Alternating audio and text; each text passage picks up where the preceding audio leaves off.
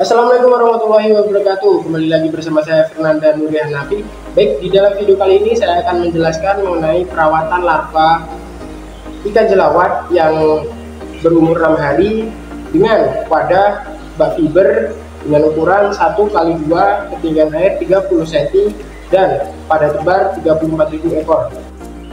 Nah, perawatan larva ini bisa dikatakan mudah-mudah susah karena ya itu tergantung dari kita merawat ataupun menjaga kualitas air serta manajemen pemberontakan si larva tersebut. Nah, untuk perawatan si larva yang berumur 6 hari ini, yaitu ikan jelawat ini, yang saya lakukan yang pertama adalah pemberian pakannya. Nah, untuk pemberian pakan larva ikan jelawat ini, saya memberikan pakan berupa artemia, di mana setelah panenan dari bak penetasan dari jarak 1 hari kita berikan pakan artemia. Nah, untuk artemia sendiri saya berikan di umur setelah menetas 3 hari. Kemudian untuk frekuensi pemberian pakannya saya berikan 4 kali sehari dengan pemberian pakan secara sekenyang-kenyangnya. Kita lihat dari si kebutuhan pakan larva tersebut. Nah, kemudian untuk perawatan airnya sendiri, di pemeliharaan 2 hari sekali ataupun 3 hari sekali kita lakukan penyiponan. Kenapa harus dilakukan penyiponan pada saat pemeliharaan? Jadi tujuannya yaitu yang pertama untuk membuang kotoran yang berada di dasar kolam. Jika kita tidak membuangnya ataupun kita membiarkan saja, si larva tersebut akan mengalami kematian yang dari segi amoniaknya itu tinggi, dan yang kedua itu akan mempengaruhi kualitas air. Sebagaimana ikan larva ini hidupnya di air, maka kualitas air itu sangat mempengaruhi tingkat kesehatan ataupun tingkat kematian ikan tersebut. Seperti itu. Dan ketika kualitas airnya menurun, maka tingkat nafsu makan si larva juga akan menurun. Nah, maka dari itu jika kita tidak mengganti ataupun tidak melakukan penyiponan, maka dampaknya itu akan sangat berkaitan, dan nanti ujung-ujungnya kita dapat mengalami kerugian.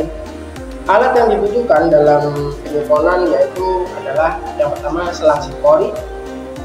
Selang sipon ini kalian bisa menggunakan selang aerasi ataupun selang tukang, karena kalau misalkan kita pakai selang aerasi itu kadang bisa ngelipat-ngelipat, takutnya itu menghambat pekerjaan kita. Kalau misalkan kita pakai selang tukang itu dia lebih padat dan lebih lebih enak digunakan gitu. Kemudian kayu ini sebagai penyangga untuk lebih memudahkan kita dalam proses penyiponan, dan juga wadah untuk penampungan penyiponan. Kenapa harus pakai wadah? Karena pada dasarnya ikan itu tetap ada yang masuk dan kita harus menggunakan wadah tersebut untuk menampung kotoran dan ikan yang tersipon seperti itu. Nanti kita pisahkan menggunakan serok jika sudah terlihat di baskom tersebut.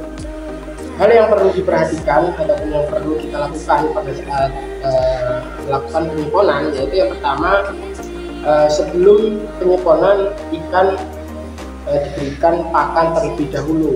Diberikan pakan itu karena ini larva, kita harus diberikan pakan terlebih dahulu ya, karena supaya tidak lemes seperti itu.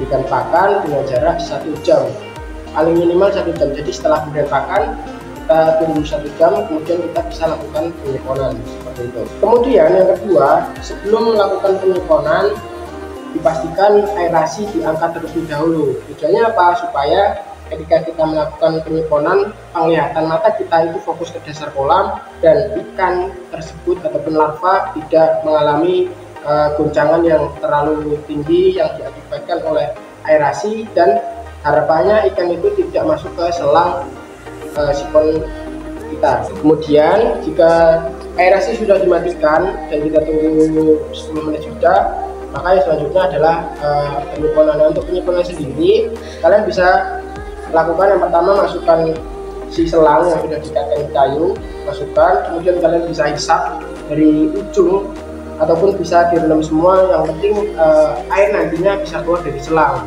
menggunakan gaya gravitasi seperti itu. Nah, untuk proses penyiponan ini cukup lama. Penyiponan sendiri itu secara perlahan-lahan naik turun sampai kanan sampai kiri seperti itu secara perlahan. Nah, setelah penyiponan selesai, lanjut untuk melakukan pergantian air sekalian. Nah, untuk pergantian air ini bisa dilakukan sebanyak 80% ataupun 50%. Nah, untuk menguranginya kita menggunakan selang yang sudah dilapisin kain hapa. Intinya kain tersebut bisa menutupi si selang tersebut agar si larva tidak masuk ke dalam selang dan terbuang seperti itu. Nah, setelah selesai melakukan penyiponan dan juga melakukan pergantian air, lanjut kita pengisian air. Nah, untuk pengisian air sendiri diusahakan air yang digunakan itu air yang sudah terendam seperti itu. Nah, untuk ketinggiannya kita sesuaikan dengan batas yang sebelumnya ada gitu. Jadi kalau misalkan kita patokan 30 ya 30 cm aja seperti itu.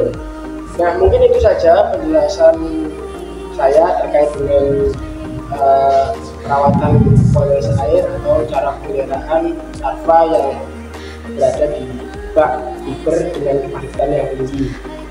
Kurang lebihnya saya mohon maaf. Saya Fernanda Liliana undur diri. Wassalamualaikum warahmatullahi wabarakatuh. Sampai jumpa.